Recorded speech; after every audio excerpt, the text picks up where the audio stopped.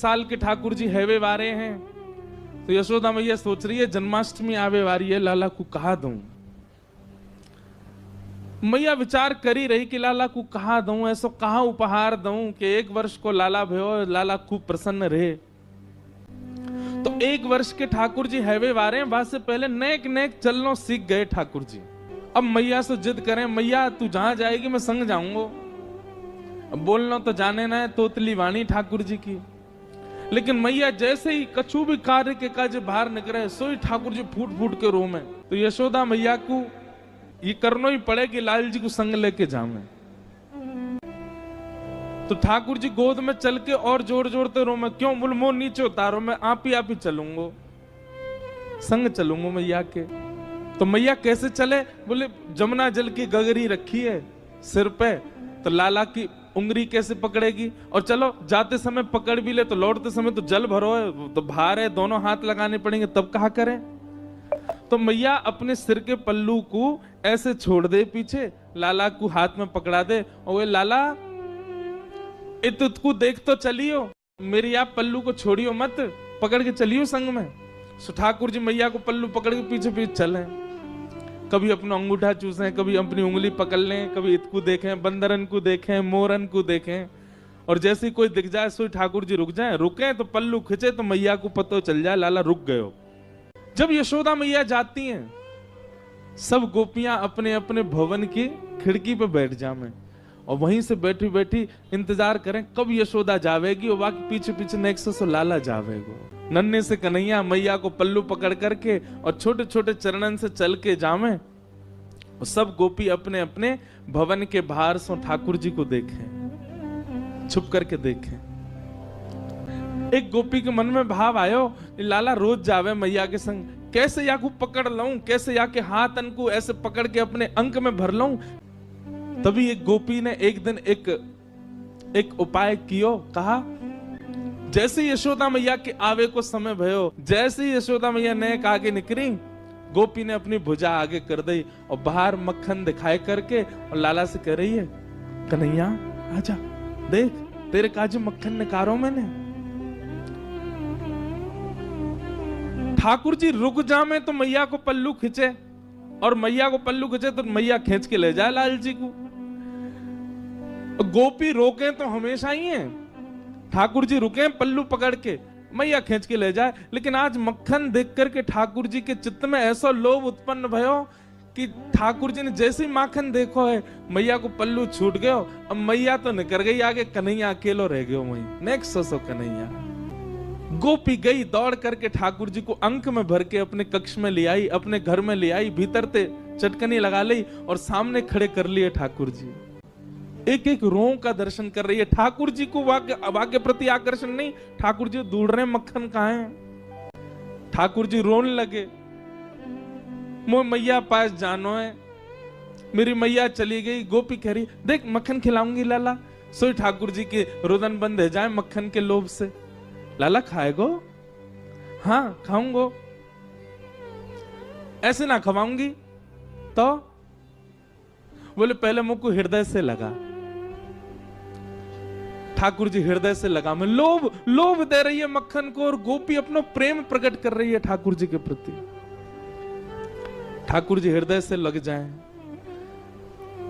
अब दे गोपी मक्खन, तुतला के बोले लाल जी। गोपी कह रही है मक्खन खाएगो? बोले हाँ, पहले नाच के दिखा। ठाकुर जी रोने लगे, बोले अच्छा देख मक्खन खवाऊंगी, मक्खन खवाऊंगी। हाँ हाँ खवा, पहले नाच के दिखा।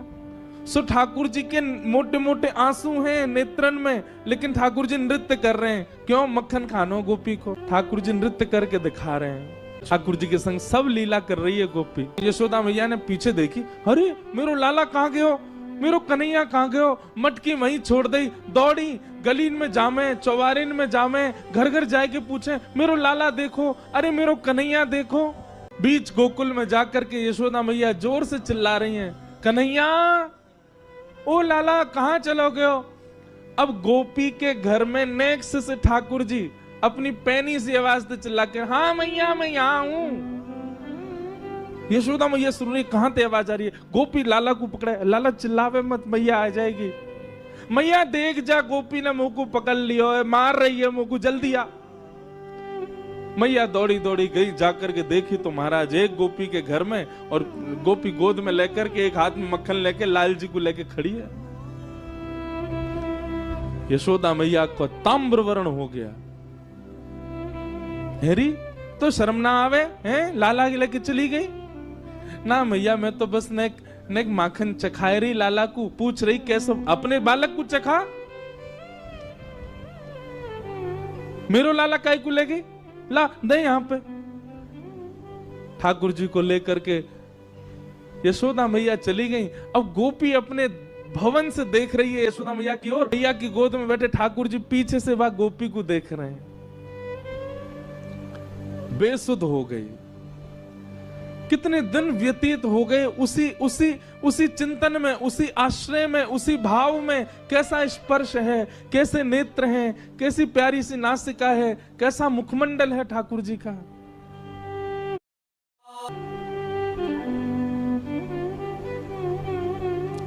तब यशोदा मैया गई एक सुनार के पास, और मैया ने जाकर के कही, बोले मेरे लाला को जन्मोत्सव आ रहा है, तो अपने लाला के काजे एक क्षुद्र घंटिका बनवाऊंगी। क्षुद्र घंटिका कहा है? ठाकुर जी कौंधनी पहने कमर में, और वह कौंधनी में छोटी छोटी सोने की घंटी लगी हैं चारों ओर। मैया ये यही मारे बनवा के लाई है, क्यों? लाला की कमर में बांध दे, और जब मैया जमुना जी जल भरवे जामे, सो लाला जब मटक मटक के पीछे चले, सबरी घंटी बजे, तो मैया को पता लगती रहे कि लाला संग चल लो। जैसे ही कोई गोपी लोभ दे और ठाकुर जी वहां को भाजे, सोई मैया को पता, अच्छा यहां से घंटी आवाज आ रही, लाला भाज को दी के, सोई मैया जावे पकड़ के ले आवे, चल मेरे संग। इतनी सुंदर भाव। मैया क्षुद्र घंटिका की कौंधरी बनवा करके लाई। लाला को जन्मोत्सव पहले दिन सुबह उठाते ठाकुर जी अभी नहाए भी नहाए, ताते जलते मुंह पहुंच दियो बस।